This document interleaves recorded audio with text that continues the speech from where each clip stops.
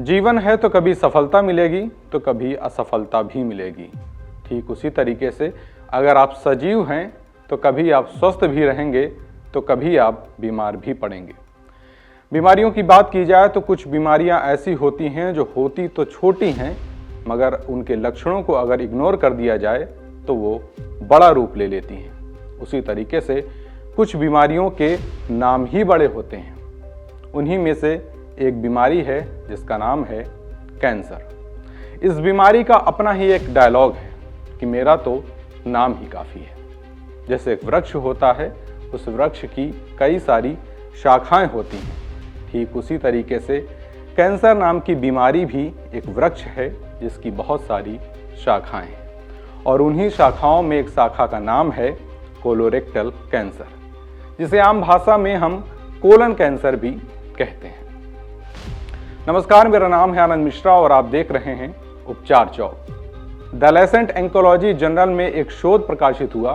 इस शोध में 50 देशों में एक सर्वे किया गया और सर्वे से पता चला कि पूरी दुनिया भर में 25 से 50 साल की उम्र के लोगों में कोलन कैंसर बहुत तेजी के साथ बढ़ रहा है। तो आखिरकार ये कोलन कैंसर क्या है, इसके लक्षण क्या क्या होते हैं और कैसे इस बीमारी का उपचार किया जा सकता है, आइए देखते हैं इस रिपोर्ट में। कोलन कैंसर को बड़ी आंत का कैंसर भी कहा जाता है।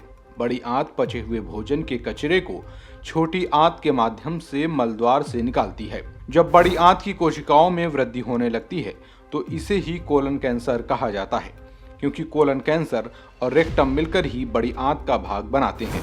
द लैसेंट ऑन्कोलॉजी नामक जर्नल में प्रकाशित शोध से पता चला कि दुनिया भर के 50 देशों में 27 देशों में प्रारंभिक अवस्था में होने वाले CRC यानी कोलोरेक्टल कैंसर में वृद्धि हो रही है। इनमें से 20 देशों में प्रारंभिक अवस्था में होने वाली CRC में तेजी से वृद्धि देखी गई है। अमेरिका सहित 14 अन्य देशों में युवा वयस्कों में ये दर बढ़ रही है, जबकि 50 वर्ष और उससे अधिक उम्र के लोगों में ये स्थिर हो रही है। अब ऐसे में सवाल है कि आखिर इस बीमारी को हम पहचाने कैसे। तो इसके लिए आपको इन बातों का ध्यान रखना होगा। आपको मल में हल्का ब्लड या गहरे रंग का ब्लड दिखाई दे सकता है। मल में चमकीला रेड ब्लड आमतौर पर यह दर्शाता है कि मलाशय में रक्तस्राव हो रहा है, जो कोलन कैंसर का संकेत हो सकता है।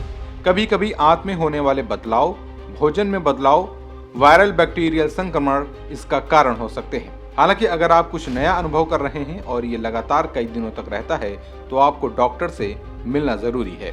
अब समझ लेते हैं कि आखिर इसका उपचार कैसे किया जा सकता है। कोलन कैंसर के इलाज में सर्जरी के जरिए कैंसर से प्रभावित क्षेत्र को और लिम्फ नोड्स के आसपास की कुछ सामान्य सेल्स को निकाल दिया जाता है। कोलन के 2 छोरों को दोबारा जोड़ा जाता है ताकि कोलन ठीक प्रकार से काम कर सके। वे लोग जिनके जीवन में पहले कभी कोलन कैंसर की सर्जरी हुई है, उन्हें कोलोस्टॉमी कराने की आवश्यकता नहीं होती।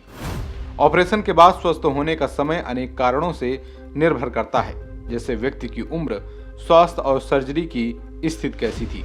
सर्जरी या तो सामान्य चीरा विधि से की जाती है या फिर दूरबीन के माध्यम से।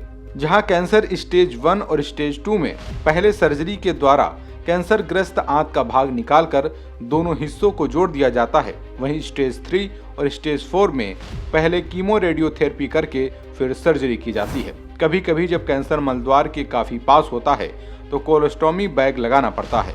हालांकि दूरबीन विधि से इस ऑपरेशन को बेहतर तरीके से किया जा सकता है, जिसमें ब्लड बहुत ही कम मात्रा में बहता है और दर्द भी कम होता है। इसके अलावा अस्पताल से छुट्टी भी जल्दी मिल जाती है।